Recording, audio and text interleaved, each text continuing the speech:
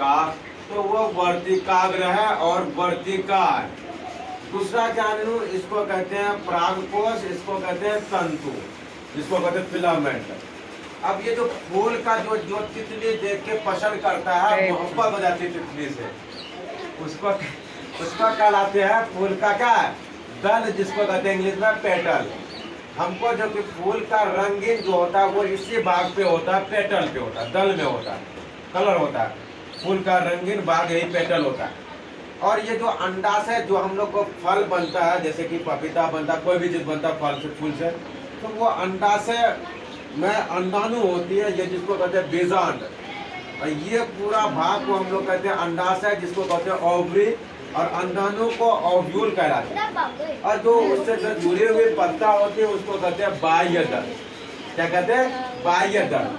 तो देखो अगला कहता है, ये जो जिसको पकड़ के hello my dear friend I love you, चलो ये ही पकड़ के हम लोग बोलते हैं, जिसको हम लोग कहते हैं पुष्प। क्या बोलते हैं? पुष्प वृंत। क्या बोलते हैं?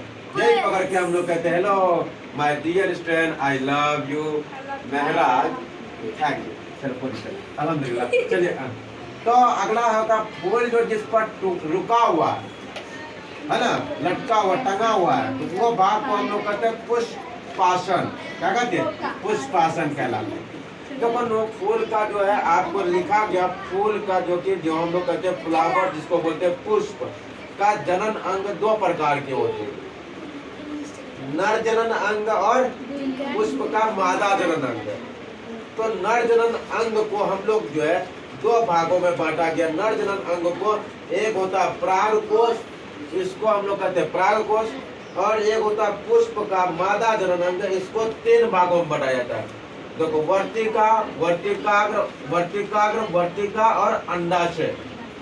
ये बातें, अंडाशय मतलब ये आपका वर्तिका है, काग्र है।